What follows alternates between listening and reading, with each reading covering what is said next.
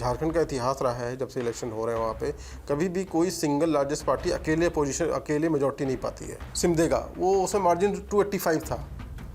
हाँ, अब अगर कोई इंडिपेंडेंट कैंडिडेट भी अगर वहाँ पे 285 से ज़्यादा सीट्स वोट ख़राब कर देता है या ले जाता है तो वो इलेक्शन को चेंज कर देता है। पुराना ट्रैक रिकॉर्ड देखें कि 2014 का जो झारखंड असेंबली इलेक्शन था उसमें 19 सीट्स ऐसी थी जिसमें 2014 में वोटिंग मार्जिन 5000 से कम था। देखिए झारखंड में 81 असेंबली सीट्स हैं और वहाँ पे जो मेजॉरिटी मार्क होता है वो 41 सीट्स का ही है।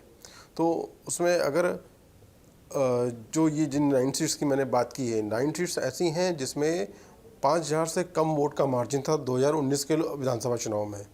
तो ऑलमोस्ट 1/4 हो जाता है। 41 जो मेजॉरिटी मार्क है उसका ये ऑलमोस्ट 25% है। तो अगर इसमें कोई भी चेंज आता है, मतलब अगर इलेक्शन जैसा फ्लिप होता है, मतलब जो पिछली बार रनर अप था वो अगर विनर हो जाता है, पॉसिबिलिटीज़ बहुत हाई रहती हैं ऐसा होने की, क्योंकि वोट का मार्जिन बहुत कम था या कोई थर्ड पार्टी भी जीतने के भी चांसेस होते हैं। तो ऐसा होने पे ही रिजल्ट चेंज हो जाएगा। और अगर 25% सीट्स मेजॉरिटी मार्क में अगर कोई रिजल्ट चेंज होता है तो मैटर करता है मेजॉरिटी पाने वाली पार्टी के लिए। ये जो 9 सीटें हैं इसमें इनका नाम मैं आपको बता दूं, जैसे देवघर है, गोड्डा है, कोडरमा है, मंदू है, बाघमरा है, जरमुंडी है, सिमदेगा, नाला और जामा।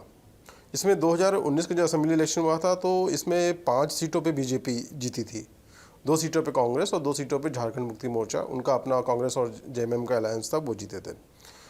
उसके बाद जब 2019 का जो इसमें मार्जिन वही मैंने कहा जैसे 5000 से कम वोट का मार्जिन था।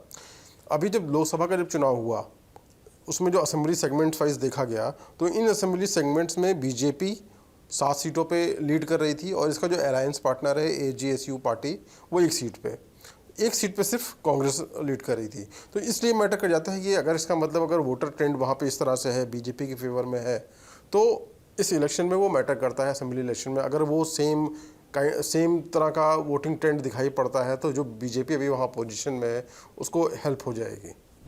वो है कि ऐसा देखिए ना, ये जो 9 सीटों की हमने इंपॉर्टेंस बताई कि वहाँ पे चेंज होने की पॉसिबिलिटी है, फ्लिप होने की पॉसिबिलिटी, वो इसीलिए पॉसिबिलिटी बन रही क्योंकि अगर पुराना ट्रैक रिकॉर्ड देखें कि 2014 का जो झारखंड असेंबली इलेक्शन था उसमें 19 सीट्स ऐसी थी जिसमें 2014 में वोटिंग मार्जिन 5000 से कम था। तो जब 2019 का असेंबली इलेक्शन आया 5 साल बाद, उसमें उस 19 में से 14 सीट्स पे चेंज हो गया था। तो वो 14 सीट्स का चेंज होना वो बहुत बड़ा एक मैटर किया, क्योंकि उसमें झारखंड मुक्ति मोर्चा 5 सीटें जीत गई, कांग्रेस 3 जीत गई उसमें, और बीजेपी भी 5 जीती थी। बट जो कांग्रेस और जेएमएम का अलायंस था उसको 8 सीटें मिली और उसके बाद अल्टीमेटली उनको उसका बेनिफिट भी हुआ और अल्टीमेटली उनकी गवर्नमेंट भी बनी। तो ओवरऑल मेजॉरिटी पाने में इस तरह की सीट्स से हेल्प हो जाती है। हाँ, कई सीट्स ऐसी थी उसमें, जैसे मैंने बताया 2014 में जो था फ्लिप हुआ था उसमें मेजॉरिटी सीट्स पे बीजेपी, ऐसी सीट थी जहाँ पे बीजेपी रनरअप में थी और वो अगले इलेक्शन में जीत गई थी। मार्जिन बहुत कम था और बीजेपी जीत गई थी। तो मेजॉरिटी सीट्स पे चेंज आया था, जबकि बहुत ही जो 5 सीटें ऐसी बची थी जिसमें जो पार्टी 2014 में जीती थी वही पार्टी 2014 में भी 19 में भी जीती, लेकिन बाकी सब में फ्लिप हुआ था और मैक्सिमम केसेस में रनर अप वाली पार्टी ही अगले इलेक्शन में विनर बन के आई थी। देखिए ऐसी सीटों पे पॉलिटिकल पार्टीज़ को बहुत खास ध्यान देना पड़ता है।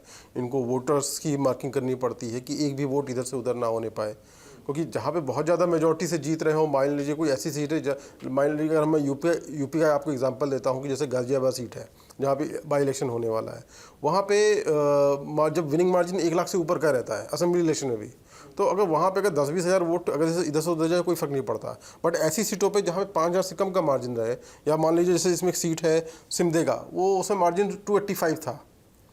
हाँ, अब अगर कोई इंडिपेंडेंट कैंडिडेट भी अगर वहाँ पे 285 से ज़्यादा सीट्स वोट ख़राब कर देता है या ले जाता है तो वो इलेक्शन को चेंज कर देता है। तो ऐसी सिचुएशन में जब बीजेपी और वहाँ पे हमारी जो अपोजिशन में है और झारखंड मुक्ति मोर्चा और कांग्रेस की अलायंस गवर्नमेंट है, इंडिया अलायंस और एनडीए दोनों मिलके अपनी अपनी ताकत लगा रहे हैं, तो ऐसे में ये सीटों की इंपॉर्टेंस दोनों ब्लॉक के लिए इंपॉर्टेंट हो जाती है। देखिए ये भी रहा है कि झारखंड का इतिहास रहा है जब से इलेक्शन हो रहे हैं वहाँ पे कभी भी कोई सिंगल लार्जेस्ट पार्टी अकेले मेजॉरिटी नहीं पाती है, उसे किसी न किसी की सपोर्ट यूज़ पड़ती है।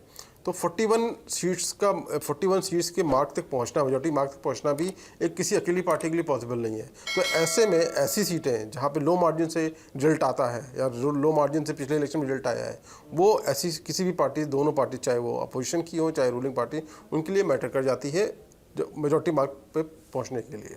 एटलीस्ट उन्हें ये होता है कि ऐसे लो मार्जिन सीटों पे चेंज हो जाएगा तो एटलीस्ट हमारा कुछ एरिया सेफ हो जाएगा।